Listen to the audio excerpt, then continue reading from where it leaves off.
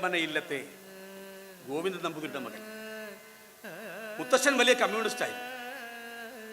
പാരമ്പര്യമായി കിട്ടിയ സ്വത്ത് മുഴുവൻ ഭൂനിയമം വന്നപ്പോൾ സർക്കാരിന് കൊടുത്തു. 10 പേർക്ക് കുടികിടപ്പ്. മനയും മന നിൽക്കുന്ന പറമ്പ് ഒഴികെ ബാക്കിയെല്ലാം പാർട്ടിക്ക്. കുടുംബത്തിന് മുത്തശ്ശന്റെ പുസ്തകങ്ങളുടെ റോയൽറ്റി മാത്രം. കമ്മ്യൂണിസ്റ്റ് സാഹിത്യം വിറ്റ് കിട്ടുന്ന കാശ് കൊണ്ട് മകൻ കഞ്ഞി കുടിക്കും എന്ന് തെറ്റിദ്ധരിച്ച മുത്തശ്ശൻ ചെങ്കുടിയിൽ പൊതിഞ്ഞ ചിതയിലേക്ക് എടുക്കും വരെ സംതൃപ്തനായിരുന്നു. ആളും ആരവും ഒഴിഞ്ഞ ജീവിത യാഥാർത്ഥ്യങ്ങൾക്ക് മുന്നിൽ ത്യാഗത്തിന് ഓഹരി ലഭിക്കാത്ത പുതിയ കാലത്ത് കുടുംബം പുലർത്താൻ അച്ഛനേറെ പാടുപെട്ടു. കമ്മ്യൂണിസ്റ്റുകാരൻ്റെ മകനെ ശാന്തിപ്പണിക്ക് പോലും ആരും വിളിച്ചില്ല. ഒരു പണിയും മാനക്കേടെന്ന് കരുതാതെ അധ്വാനിച്ച് കുടുംബം പോറ്റി. വേല ചെയ്ത് വിയർത്ത് പോറ്റി കുടുംബം പുലർത്തുന്നത് കണ്ട് ഭഗവതിയുടെ ജീവിതത്തോളിട്ട് വിയർത്ത പോറ്റിമാർ മൂക്കത്ത് വിരൽ വെച്ചു. പഠിക്കണം മക്കളെ, പഠിച്ചെല്ലാം നേടണം എന്നച്ഛൻ പറഞ്ഞു. പഠിച്ചു. അച്ഛൻ്റെ അധ്വാനം, ഇല്ലത്തിൻ്റെ നന്മ, ഭസ്മത്തട്ടിൻ്റെയും ധൂപക്കൂട്ടിൻ്റെയും സുഗന്ധം.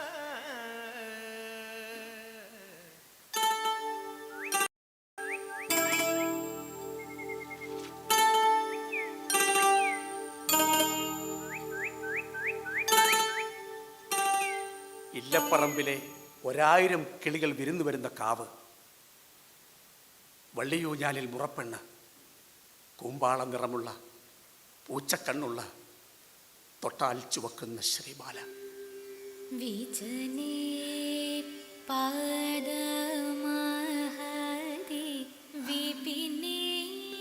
1000 കുപ്പിവളകൾ ഒന്നിച്ചു ചിലയ്ക്കുന്നത് പോലെ ചിലയ്ക്കുന്ന പെണ്ണ്, ആഴമുള്ള മിഴികളിൽ കുസൃതി ഒളിപ്പിച്ച പെണ്ണ്, ഏതു കുയിലിനെയും പാടിത്തോൽപ്പിക്കുന്ന പെണ്ണ്, വള്ളിയൂഞ്ഞാലിൽ മാനം മുട്ട ചില്ലാട്ടമാടുന്ന പെണ്ണ്, എന്റെ ശ്രീബാല. അവക്ക് ഏതാണ്ട് നിന്റെ രൂപമായി. എന്നിട്ട് എവിടെയാ ശ്രീബാല?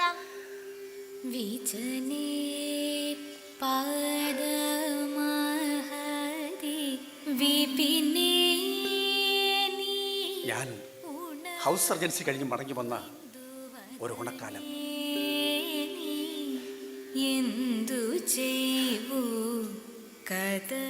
കാടുപൂത്ത കാലം.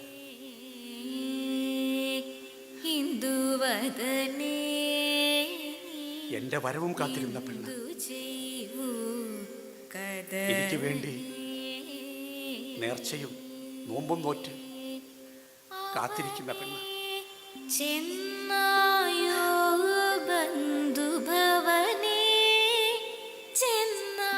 അങ്ങനെ കിളികളും പൂക്കളുമൊക്കെയായി വീണ്ടും ഒരോണക്കാലം. വള്ളിയൂഞ്ഞാലിൽ ഒരു വസന്തം പോലെ അവൻ, എന്റെ ശ്രീബാല.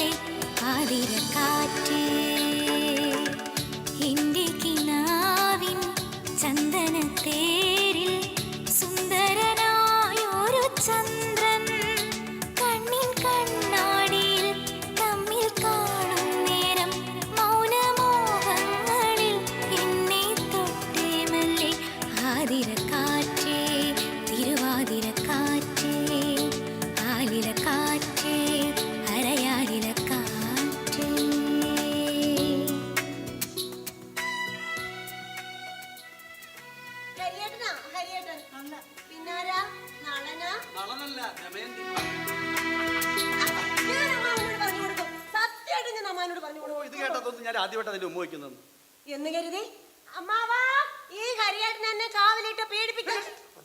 അച്ഛനോ മുത്തച്ഛനോ കേട്ടോ എന്താ വിചാരിക്കും? കേക്കട്ടെ, ഇയാള് ഡൽഹി പോയി പഠിക്കുന്നത് ഇതാണെന്ന്. അമ്മാവാ ഈ കരിയേട്ടൻ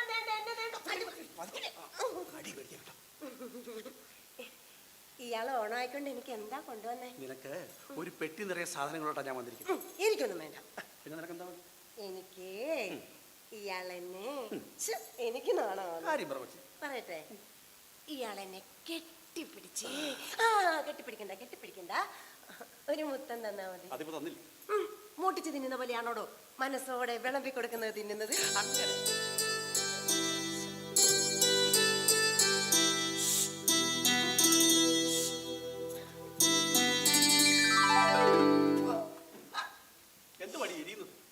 അതെ, ഞാൻ അച്ചാറ് തൊട്ട് നോക്കിയതാ. അക്കയിലിക്കയിലോ മാണിക്കച്ചെമ്പഴുക്ക ഓടുന്നുണ്ടോടുന്നുണ്ടേ മാണിക്കച്ചെമ്പഴുക്ക. അക്കയിലിക്കയിലോ മാണിക്കച്ചെമ്പഴുക്ക ഓടുന്നുണ്ടോടുന്നുണ്ടേ മാണിക്കച്ചെമ്പഴുക്ക. എൻ്റെ ഇടം കയ്യിലെ മാണിക്കച്ചെമ്പഴുക്ക, നിന്റെ വലം കയ്യിലെ മാണിക്കച്ചെമ്പഴുക്ക. എൻ്റെ ഇടം കയ്യിലെ മാണിക്കച്ചെമ്പഴുക്ക, നിന്റെ വലം കയ്യിലെ മാണിക്കച്ചെമ്പഴുക്ക.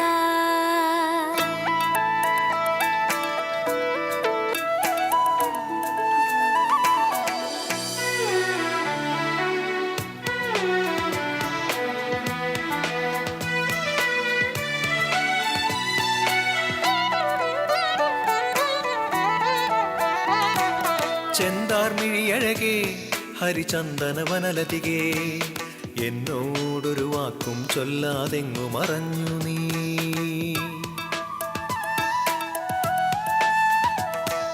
തിങ്കൾ കല പോലെ തേൻ തങ്ക നിലാനദിയിൽ താനേ ഞാൻ നീന്തിയറിഞ്ഞത് നിന്നെ നിനച്ചല്ലേ. പൂണൂലായി പെണ്ണേ നീ എന്നിലിണങ്ങില്ലേ, തേവാരപ്പുരയിൽ നിറദീപം നിറയില്ലേ, കണിയൂഞ്ഞാൽ കിളിയേതോ കാര്യം മൂളി. ചെന്താർമിഴിയഴകേ ഹരിചന്ദന വനലതികേ, എന്നോടൊരു വാക്കും ചൊല്ലാതെങ്ങു മറഞ്ഞു നീ.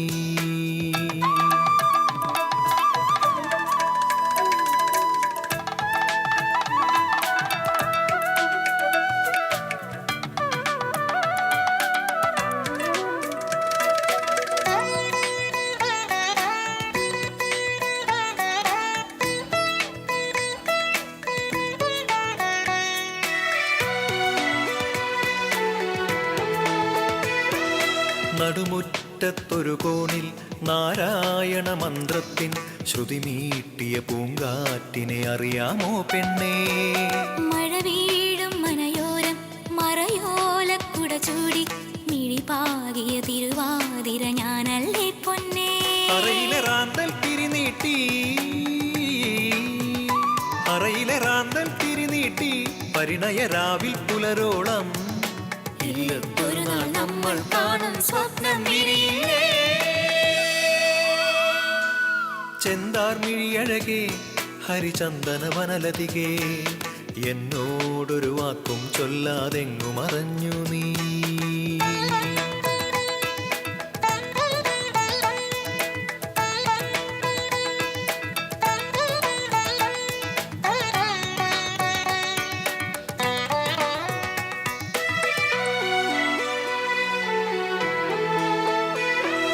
വെള്ളോട്ട് വളയിട്ട് വെണ്ണേഘക്കുറി തൊട്ട് വരലക്ഷ്മി കലയോടെ വാതിൽ തുറക്കില്ലേ.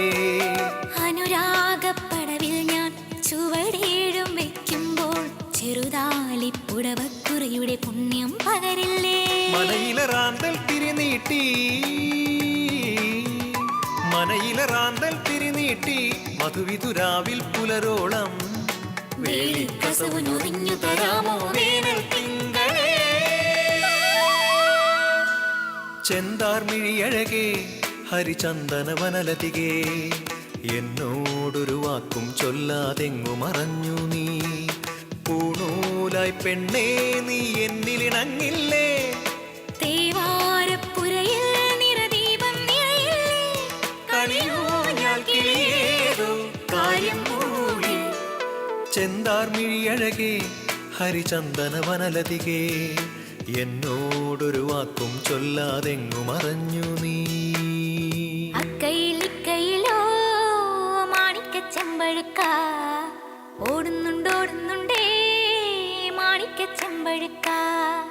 അക്കയിലിക്കയിലോ മാണിക്കച്ചെമ്പഴുക്ക, ഓടുന്നുണ്ടോടുന്നുണ്ടേ മാണിക്കച്ചെമ്പഴുക്ക. എൻ്റെ ഇടം കൈയിലേ മാണിക്കച്ചെമ്പഴുക്ക, നിന്റെ വലം കൈയിലേ മാണിക്കച്ചെമ്പഴുക്ക. എൻ്റെ ഇടം കൈയിലേ മാണിക്കച്ചെമ്പഴുക്ക, നിന്റെ വലം കൈയിലേ മാണിക്കച്ചെമ്പഴുക്ക. ഹൗസ് സർവീസ് കഴിഞ്ഞു. ഇനി എവിടെങ്കിലും ബോർഡ് വെച്ചിരുന്ന ജീവിക്കാം. പക്ഷേ എനിക്ക് പഠിക്കണമെന്ന് ആഗ്രഹം. എയിംസിൽ തന്നെ. അവിടെ പഠിച്ചുകൊണ്ട് ജോലി ചെയ്യാം. അതൊരു വല്ലാത്ത എക്സ്പീരിയൻസാണ്. പഠിക്കുന്ന കാര്യമല്ലാതെ ജീവിക്കുന്ന കാര്യത്തെ പറ്റി ഒന്നും പറയാനില്ലല്ലോ. എത്ര കാലം കൊണ്ട് എന്നെ കൊതിപ്പിക്കുന്നതാ. അതോ ഇനി അവിടെ വല്ല ചുറ്റിക്കളി ഉണ്ടോ? കൂടെ പഠിക്കുന്ന പഞ്ചാബി കുട്ടികളെ പറ്റിയൊക്കെ ദേ അങ്ങനെ വല്ലതും ഉണ്ടെങ്കിൽ ഒന്നുകളഞ്ഞു. ജീവിതത്തിന് വേണ്ടതെല്ലാം ക്രമീകരിച്ചാണ് ഞാൻ വന്നിരിക്കുന്നത്. വീടും വീട്ടിലേക്ക് ആവശ്യമുള്ളതെല്ലാം. മടങ്ങിപ്പോകുന്നത് നിന്നെയും കൊണ്ട്. ഈശ്വരാ, സത്യ സത്യം.